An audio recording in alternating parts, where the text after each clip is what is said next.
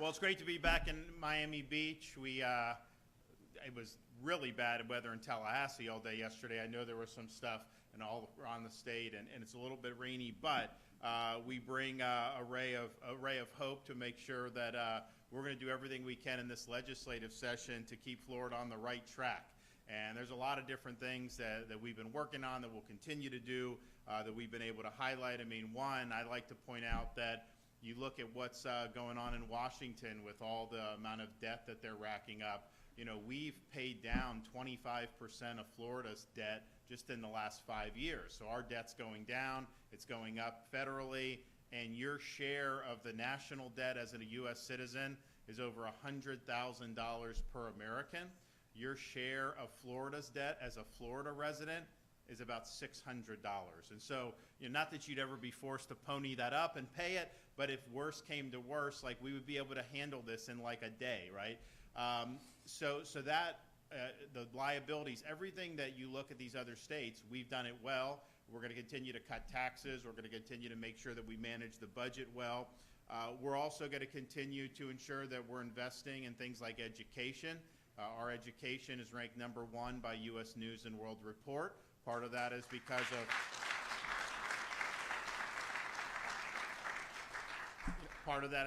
we've got very affordable, high-quality higher education, which we're proud of. Tuition is very manageable for Florida residents. We've held the line on that. We'll continue to do that. We also can get Bright Future scholarships. So there's a whole bunch of stuff with that about affordability, which is important, but also education choice.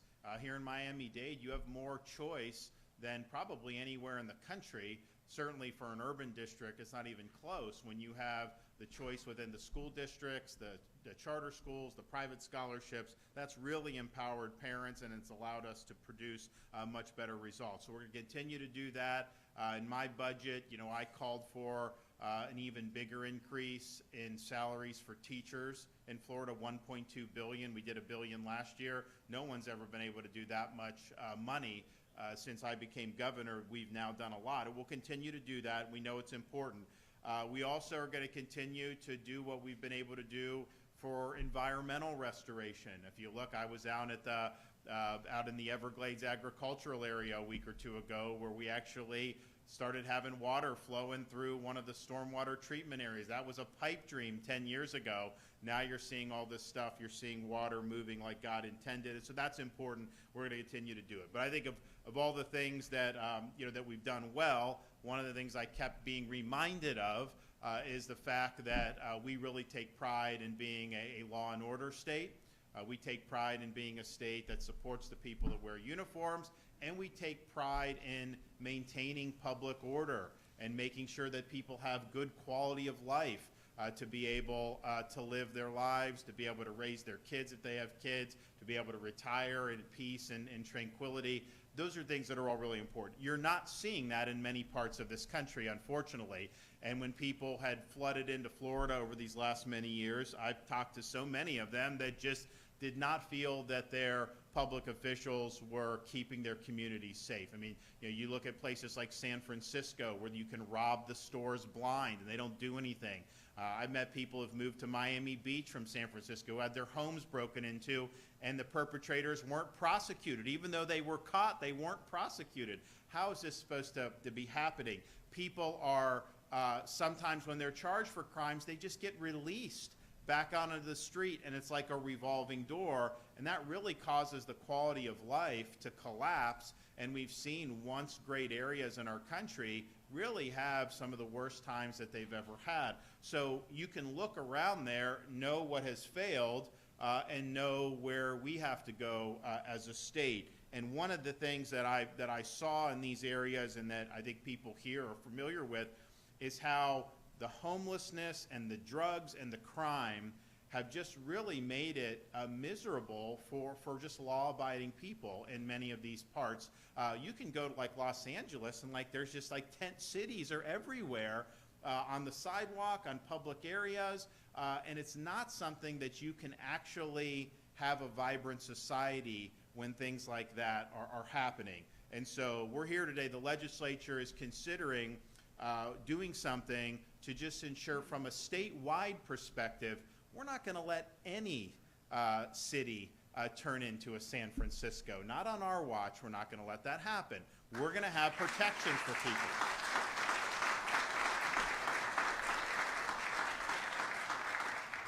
And I'm joined here by the mayor of Miami Beach, the new mayor, Stephen Minor. He's of the same mind. He doesn't want Miami Beach to turn into some of what you've seen.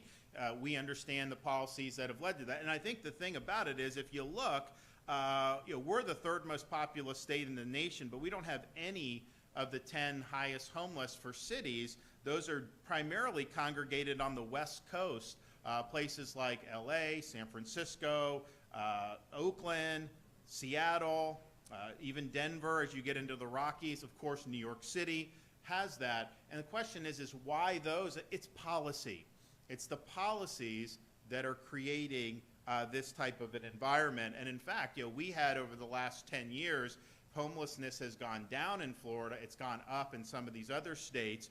But at the same time, we understand this stuff can change very, very quickly. So we feel that if the legislature is willing to lean in on this, that we want to be there to be able to offer support. But it's got to be done right.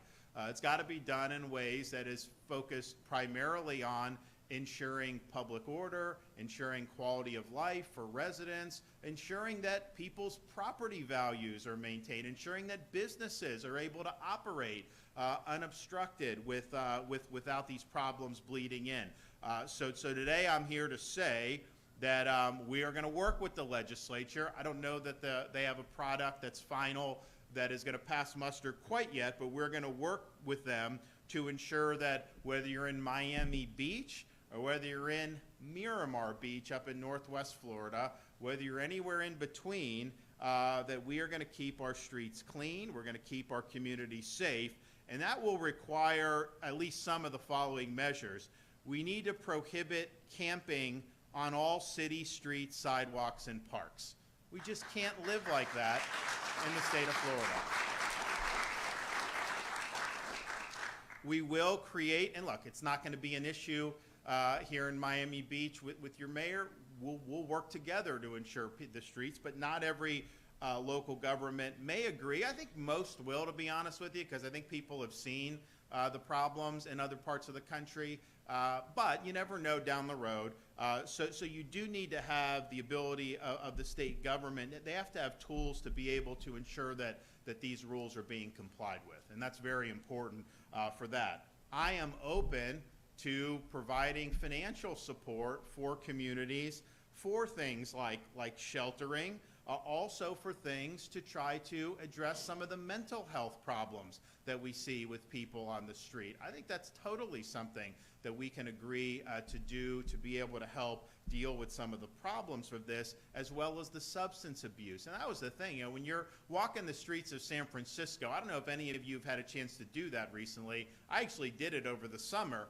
And I had been talking a lot about the failures of San Francisco because I was hearing a lot of it secondhand from people that had moved from San Francisco. And these are people that, a lot of them really love the city and remembered when it was great. And then they couldn't believe it, they had to leave. So I would talk about this, but then when you actually show up and see it, and you show up, and within 2 minutes of being on the ground there, you see somebody defecating on the sidewalk publicly, that's just not something that and that just happens as a matter of course. See people using drugs, shooting up drugs on the street, open air drug markets, all this stuff, crime happening without anybody really being held accountable. That is just not something that works. But you look at that, and yes, policy is facilitating that, but clearly there is an underlying issue that you're seeing with mental illness, and that has not been addressed very well. And I think that we can absolutely work together to do. But my bottom line is this. People that live in Miami Beach, people that live anywhere in the state of Florida, I take it as like kind of the dad test. Like, can I just take my kids and just walk down the street to see shop? You should be able to do that every place without having to worry about homeless or being accosted by somebody. So I think these protections will be very good for Floridians. It'll ensure that we don't see any part of our state descend into the madness that you've seen in places like San Francisco, New York City, or Seattle. So we're going to work very closely with the legislature. I'm confident we're going to get a product that's going to add really strong protections for the people throughout the state of Florida. It's fine to sit here and say, oh, we don't have any of these 10 cities on the map. We don't have, in terms of the 10 most, we have a lower crime rate than them, and it's true. All that is true. But, you know, part of what leadership is to look to see what hurdles could be 5 years out, 10 years out, and are we putting in places structures to ensure success. And I think what they've done in those other jurisdictions, they've really incentivized the results that they're seeing, and they're incentivizing failure. I want to incentivize success here in Florida, and this will be a big part of it. So stay tuned on that. I'm confident we're going to be able to get something across the finish line, because I think there's broad agreement that that it's worth doing something and really leaning in and getting ahead, because we see if there's a wrong turn taken, just how destructive that can be. Before I invite up FDLE Commissioner Mark Glass, we'll also hear from the mayor, as well as Betty Bahar, who's the owner of a chewing gum ladies boutique here in Miami Beach, and we'll tell her story. I just want to say this because we're in early February. There's obviously a lot of people that are in the state now, of course, but that's kind of normal. As we get into March, we start to get into the season of spring break.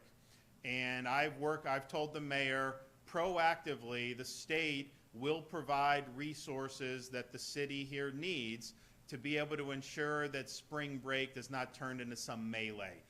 You know,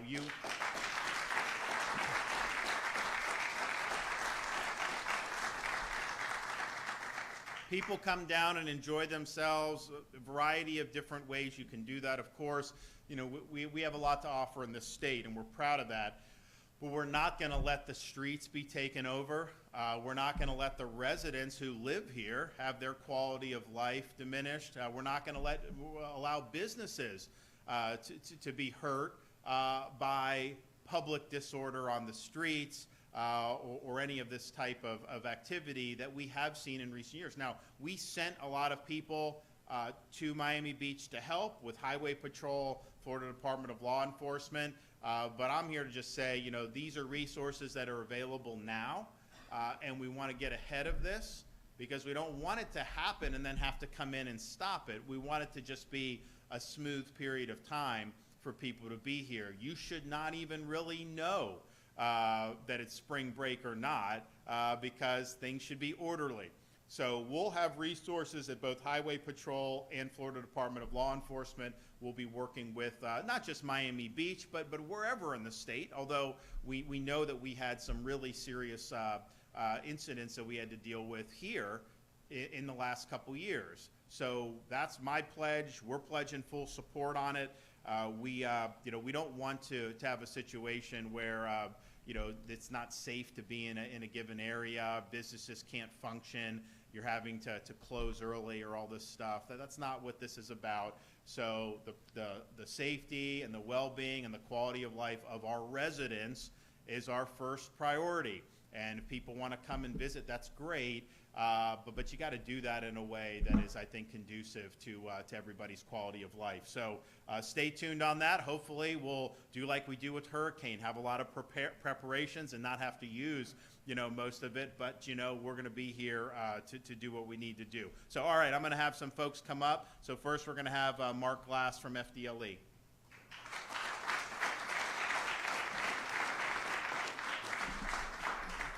Thank you, Governor, and thank you everyone for being here. Under this governor that we have, Florida is safer than ever before, safer. And House Bill 1365, which is going through the House and the Senate, will help us stay that safe.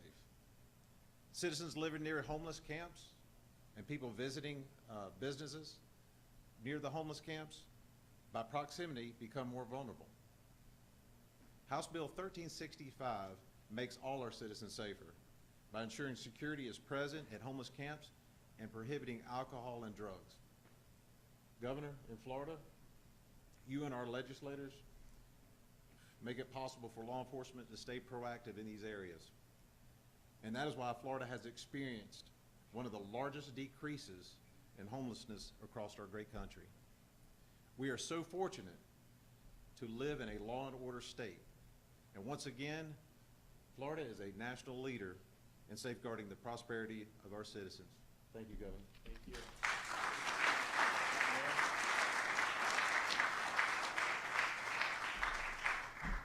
Thank you, Governor, for your leadership, particularly in making the state of Florida a law and order state, and that's certainly what we are striving for and are accomplishing here in Miami Beach.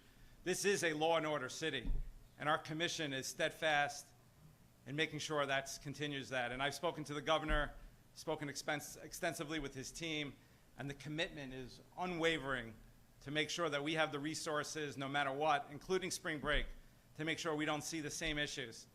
You know, a couple of years ago, I was talking to a business owner who was telling me about a level of guilt he felt with a homeless individual who slept in front of his storefront every night. And he said he would have to clean up every morning, but he said, I did it willingly. He said he would give him some food. He said, but I used to be able to have conversations with him. I used to be able to talk with him, even some politics. He says, but by the end of those 4 years, he had disintegrated into a person I didn't recognize. And then one day, he wasn't there anymore, and he never saw him again. He said, did I help this person? Was I compassionate to this human being, or did I facilitate his downfall? You know, in Miami Beach, every 3 years we do a comprehensive survey on a number of issues, from policing services to cleanliness to resiliency, and there are 30 different items that our residents are questioned about. And the last 2 surveys we did, number 30, both times, meaning the worst rating we got, was how we address the homelessness issue. And that's changing. That's changing now. I'll talk a bit about what our commission recently did, but several years ago, I proposed legislation that our commission passed where we're offering employment opportunities to homeless individuals. I proposed legislation that our commission passed where we offer pre-diversionary rehabilitation programs to homeless individuals, to people with mental health issues, with addiction issues. And we transformed our municipal prosecution team. The governor mentioned law and order, making sure we don't have that turnstile. When I looked under the hood of our own municipal prosecution team in 2021, we only had an 8% success rate in convictions. And through the help of my legislation and our commission, we are near 90% today in a successful.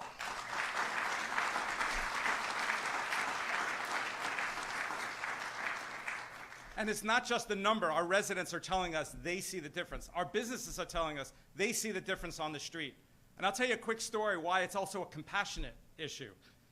This has happened more than once, but in one particular case, one of the defendants, we offered a lower prosecution charge if he would complete a drug test. And he was drug-free after a certain period of time. And he had to keep coming back every several months.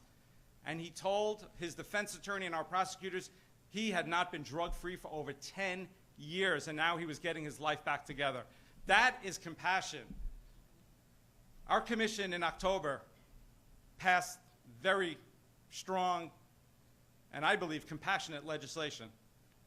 What we proposed and we passed is that if a person is homeless and is camping on a public streets or public right-of-way, and they are offered shelter and they refuse it, the police officer has the discretion to make that arrest. I mean, think of what it takes for a person to be out on the street, to be sleeping and encamping on the public right-of-way, to then have a police officer offer them the help, to give them the lifeline, and yet still make the decision, no, I'd rather be arrested than take that help. That is good legislation. I was one of the sponsors, and several of my colleagues here were sponsors as well.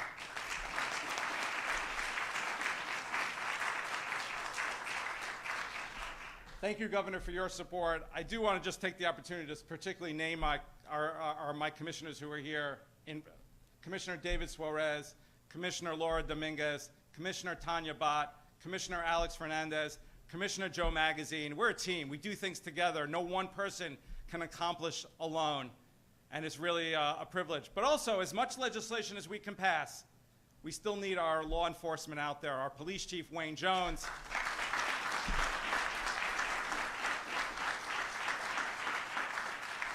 our city manager, Alina Hudak. And there's so much more to say. The governor also been with our law enforcement, with our fire department. Hatzalah is represented here, a volunteer service that the governor was instrumental in allowing them. And I'll just finish off thanking my team, my chief of staff, Veronica Coley, my senior advisor, Daniel Summer, communications, Daphne Saba, but most important, my strongest team member and supporter, my wife, Shannon, who's right here in the front row. Thank you again, Governor. You have a partner here in Miami Beach. We look forward to continuing our law and order ways. God bless you all. Okay.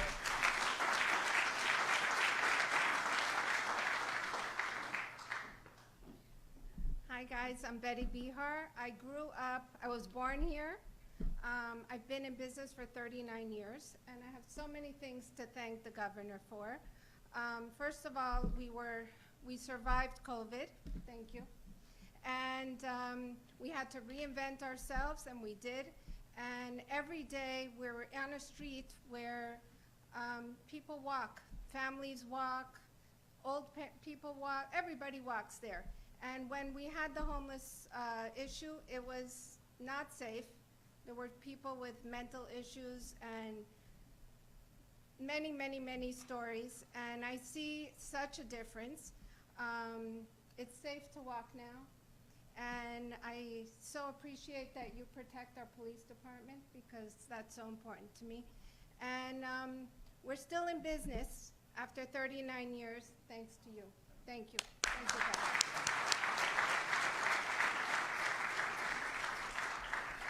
Well, we appreciate that, and we're looking forward to being able to make really good progress here. I think that this is the right approach. I think it's an approach that is, puts the residents of Florida first and foremost and their quality of life, but also is compassionate and understanding that there are some serious issues that are at play in our society that drive some of this. And if we're willing to invest in things like mental health and substance abuse, helping local governments managing some of this, of course, in a way that's not going to allow people to be having the law-abiding citizens having their quality of life infringed upon, that can be a win-win for everybody. We could be addressing a problem, but also increasing the safety and quality of life of folks.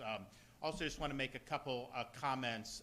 One is, I've been following, I know a lot of people down here have been following things that are happening in the Middle East, and when I hear things out of the White House that they may be unilaterally recognizing something like a Palestinian Arab state, I just wonder, what planet are we living on? Are you kidding me? I mean, you have a situation, Israel's the only country on earth, they get attacked and fight wars, and somehow they're supposed to give up all this land.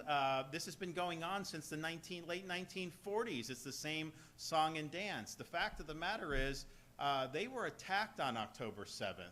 And what Hamas wants to do is to have a second Holocaust, and they want to destroy Israel. So why are we saying that because of that attack, or why is anyone saying that somehow that should force Israel to somehow do something that would probably lead to its destruction over the medium and long term anyways?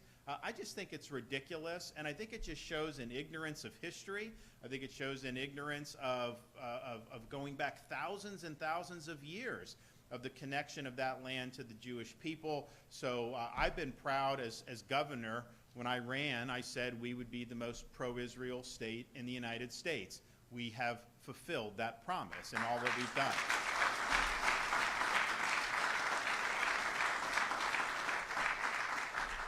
Second thing is just we have a huge issue in this country on our southern border. You can't be a country if you don't maintain control of your own territory. And yet this has been going on really for many, many years, decades perhaps, but it's never been this bad.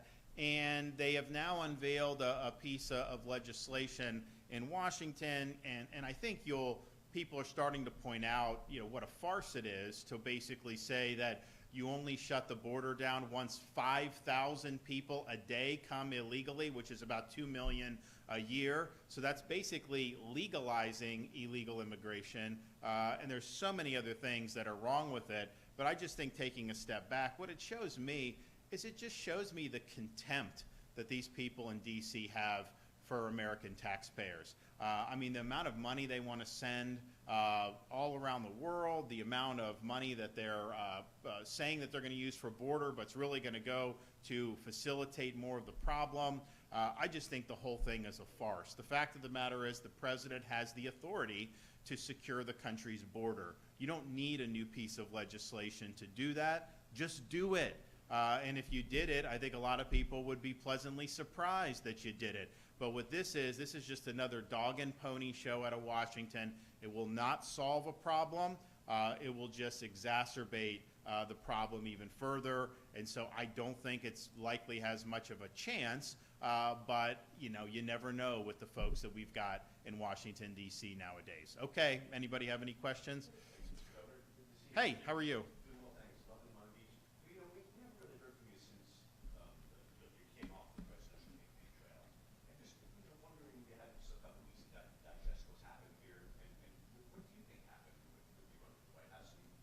I haven't taken a couple weeks to digest and reflect. I got right back in the saddle here. We've been making things happen every single day. That's just what we do. We did do a lot in the 7-8 months that I was running, but it was after the legislative session. But that's just the type of a guy I am. You know, whatever I have an opportunity to make a difference, I'm going to do. You're not going to see me go on like some hibernation where I'm like saying, oh, woe is me. That's just not how I am. And so we're happy to have been back. I think I was back in the office the next day, and we've been putting points on the board ever since, and people here can expect nothing less than me. We're going to continue to be very energetic. We're going to continue to get a lot of things done. I will say, though, that being the most active governor in America, we've worked very hard. But the difference between doing that versus a presidential campaign where you're doing 10 interviews a day, going all these stops on the buses, it is a little bit different. And so even though we've been very active, I think that this is good. It's a difference between talking about things and actually doing things. And I'm a doer more than a talker.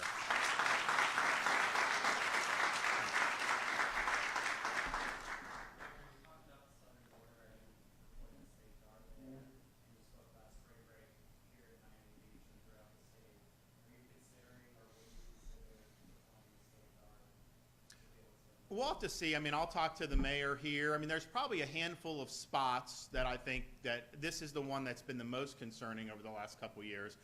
There's a couple others. Fortunately, a lot of the other areas have done pretty well. We were just in a situation, I think, in Florida. I mean, this isn't like our first rodeo with spring break. I mean, this has been going on for decades. And different areas used to be, Daytona used to be, so then they changed some stuff. Panama City, they changed some stuff. So you kind of live, but I think what happened in Florida was when COVID hit, starting 2021, we were like the epicenter for everything because people knew they could come and live their life. And so in terms of wherever you would have gone spring break, it's like Florida was number one on everyone's list. So I think that created some unique pressures in places like Miami Beach.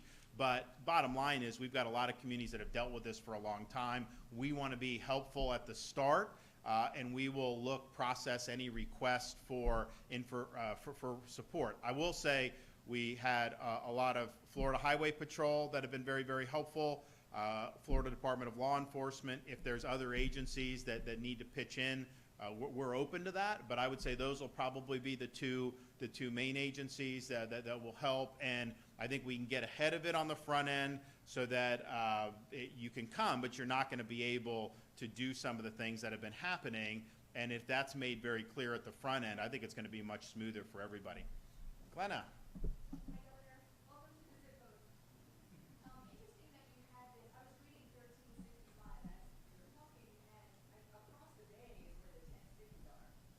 Right.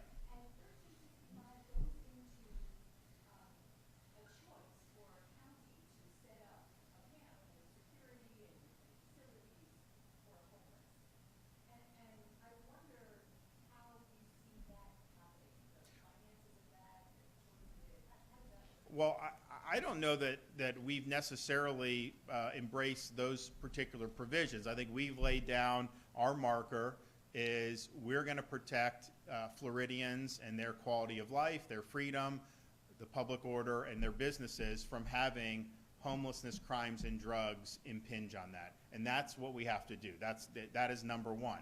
Then once you do that, there are certain legal requirements that you do have to meet. I mean, one of the reasons why you can in Miami Beach arrest somebody is because you are offering them a shelter. Courts have said you have to do that. I'm not sure that's what the Constitution actually says, but you know what? This is the Warren Court, and they just made it up as they went along, so why not, right? But we're mindful of that because I want to do whatever we do, I want it to stick. I don't want it to end up being, you know, we know there's always going to be some judges that rule against us no matter what, but as you go on appeal and everything, we want it to be able to stick. So how is that done? And I think what we're envisioning is providing some support for counties for additional sheltering, providing some financial support for both substance abuse and mental health. But what we don't want to see in the legislation is any incentive to create homeless camps, particularly in areas that would interfere with the public conducting normal business. And so if it's a county where they're going to do something that's out of the way, I think what they're trying to do in that bill is provide a lot of accoutrements that are required to probably make it less attractive to do that. But then if they went ahead, then they'd have to do all those things. But I think that's all still a work in progress. My bottom line is we just want the streets safe. We don't want homeless to be an issue in everyday life. And that's what it's become. It's overwhelmed day-to-day life in some of these cities throughout the United States. And that, first of all, it's not good for the public, but it ultimately isn't good for the people that are out camping on the streets. That's a dead end. That is not going to lead them to having any of these problems solved. So there's going to be, I think a lot of it's going to be based on the requests we get. We want spring break to go smoothly, and I'm willing to devote resources to ensure that it goes smoothly, because I understand how it impacts restaurants, hotels. It affects a lot, and these are people's livelihoods. And you have spring break, which can be a great time for Florida businesses, but then if things go south, then it ends up becoming really bad. So we're on standby to accept whatever people are asking. We're going to talk to communities throughout this state, but I do think that this is probably going to be the top priority, just given the last couple of years. I think there's a couple other spots around the state. I think most of them have leaned in, and I think have done it pretty effectively. So let us know how we can be helpful. It's not for us to just say you have to accept this. You don't have to accept any help. If you want some highway patrol, we'll help you. If you don't, that's fine. If you think you got a handle on it, I know the mayor here understands that we need to head this off, and I think that's the right approach. So he's going to have our support to be able to make sure that we have an orderly few weeks here. You know, it's a great time to be in Florida. Obviously, once the calendar turns, you know, January, February, March, April, I mean, there's a lot of great stuff to do. We're fortunate to have so many people that come and spend their money in Florida. Heck, even the criminals spend their money. Did you see the story? You had CNN. They were saying, like, there's these theft rings with a lot of the illegal aliens, and they steal, and they're like, well, but they tend to go down to Florida and spend the money, and I'm not sure how that works, but they're like, but why don't they just steal in Florida? They're like, because they'll go to jail if they steal in Florida. So, thanks, guys. We'll see ya. Thank you.